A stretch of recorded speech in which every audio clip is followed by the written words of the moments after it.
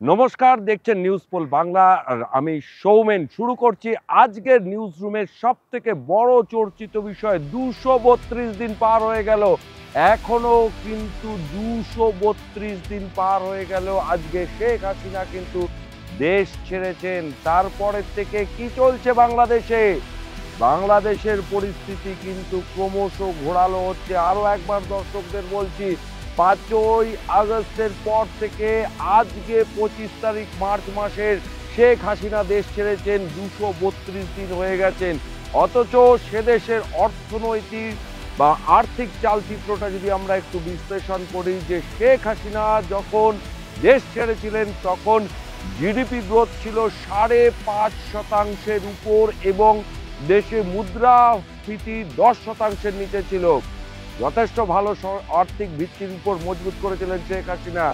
আর ইউনিসের রাজত্বে সেই জিডিপি কিন্তু কমে আসলো 4.2%-এ। অনেকটা ধাক্কা খেলো বাংলাদেশের অর্থনীতি। একদিকে হাসিনা দেশ ছেড়েছেন, তারপরের থেকে কিন্তু বাংলাদেশে কিন্তু জামাত জঙ্গিদের কিন্তু প্রভাব বেড়েছে ইউনিসের ছত্রছায়ায়। আজকে বাংলাদেশ কিন্তু ক্রমশ জামাত এবং জঙ্গিদের ঘাঁটি হয়ে উঠছে। 232 দিন কিন্তু পার হয়ে গেছেন। মোহাম্মদ ইউনূস, আপনি নোবেল পেয়েছেন, তাও আর্থিক সংস্কারের জন্য কিন্তু নোবেল পেয়েছেন। বাংলাদেশের গ্রামীণ অর্থনীতিতে দিশা দেখানোর জন্য নোবেল কমিটি আপনাকে নোবেল প্রাইজ দিয়েছিল। কিন্তু আপনার রাজত্বে, উপদেষ্টা সরকারের রাজত্বে কিন্তু বাংলাদেশের আর্থিক পরিস্থিতি অত্যন্ত খারাপ। দেশের বিভিন্ন প্রান্তে কিন্তু মানুষ কিন্তু খেতে পাচ্ছেন না, হাহাকার উঠছে। এমনকি বাংলাদেশের প্রথম শ্রেণীর সংবাদ মাধ্যমেও কিন্তু বাংলাদেশের আর্থিক চালচিত্রটা কিন্তু ক্রমশ প্রকাশ্যে আসছে। যদিও শোনা যাচ্ছে যে আপনি সে দেশের মিডিয়াকে নিয়ন্ত্রণ করছেন, মিডিয়ার কণ্ঠরোধ করার চেষ্টা করছেন, কিন্তু সত্য কিছুতেই কিন্তু ধামা চাপা দেওয়া অবস্থায় থাকে না। তাই আজকে মোহাম্মদ ইউনূস, আপনাকে শুনতেই হবে। আপনার কাপড় কোথায় মোহাম্মদ ইউনূস?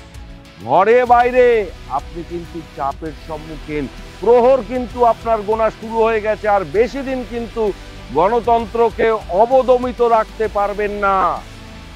আজকে দক্ষিণ পূর্ব এশিয়ার একটা মিত্রশক্তির দেশ বাংলাদেশ, সেখানে কিন্তু জামাত জঙ্গিদের কোনো ঘাঁটি ছিল না। আজকে আপনার ছত্রছায়ায় কিন্তু জামাত জঙ্গিরা সে দেশে সাহস পাচ্ছে মাথা তুলবার। দক্ষিণ পূর্ব এশিয়ার শান্তি বিঘ্নকারী দোতক, শান্তি ভঙ্গের দোতক হিসাবে কিন্তু আপনার নাম ইতিহাসে লেখা থাকবে। শেখ হাসিনাকে কিন্তু মানুষ মেনে দেবে। আজ হোক আর কাল হোক, সময় কিন্তু আসছে, সময় কিন্তু বদলাচ্ছে।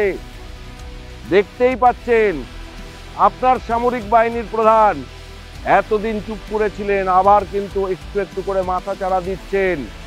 তিনি কিন্তু আপনার সঙ্গে একাধিক বৈঠক করেছেন, সেনাবাহিনীর আপত্তির কথা বলেছেন। আপনি সেদিকেও কর্ণপাত করছেন না মোহাম্মদ ইউনূস। একে দেশের অর্থনীতিতে আপনার রাজত্বে তলানিতে, বাংলাদেশের সাধারণ মানুষ কিন্তু, খেটে খাওয়া গরিব মানুষ কিন্তু খেতে পাচ্ছেন না, চিকিৎসা পাচ্ছেন না। আপনি ধর্মের জিগির তুলছেন দেশে। মানুষ খাবে আগে, বাঁচবে আগে, না ধর্ম করবে আগে? মোহাম্মদ ইউনূস, কোনটা করবে আগে? আপনাকে সেই জবাবটা কিন্তু দিতে হবে। তাই আপনি নোবেল পেয়েছেন, কিন্তু বাংলাদেশের গণতন্ত্রের ইতিহাসে আপনাকে কিন্তু মানুষ কিন্তু বেল আউট দেবে না। আপনি বেল পাবেন না। বেল পাওয়ার কোনো জায়গা আপনার নেই। যেমন কর্ম তেমন ফল। আপনারা ভারতের বিরুদ্ধে কথা বলছেন, যে প্রতি মুহূর্তে ভারত আপনাদের মিত্র শক্তি হিসাবে, মিত্র দেশ হিসাবে আপনাদের পাশে থেকেছে।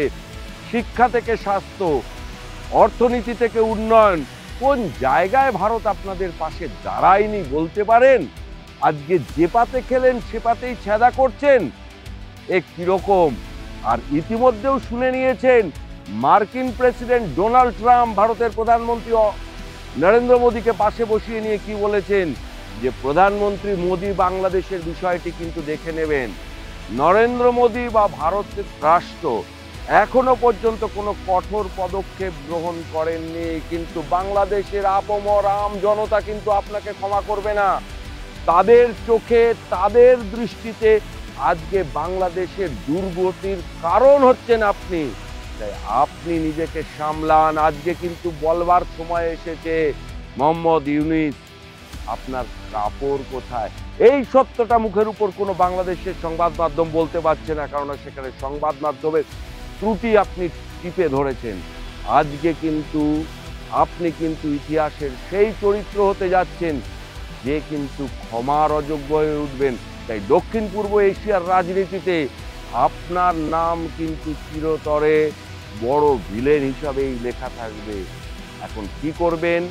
কত তাড়াতাড়ি আপনি বাংলাদেশের গণতন্ত্র ফেরাবেন এবং গণতন্ত্র ফেরাতে আপনার সদিচ্ছা বা আপনার সেই প্রশাসনিক পদক্ষেপ থাকে কিনা, সেটাই এখন দেখার।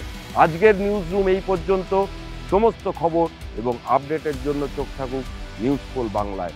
নিউজ পোল বাংলা, খবর বিশ্বজুড়ে।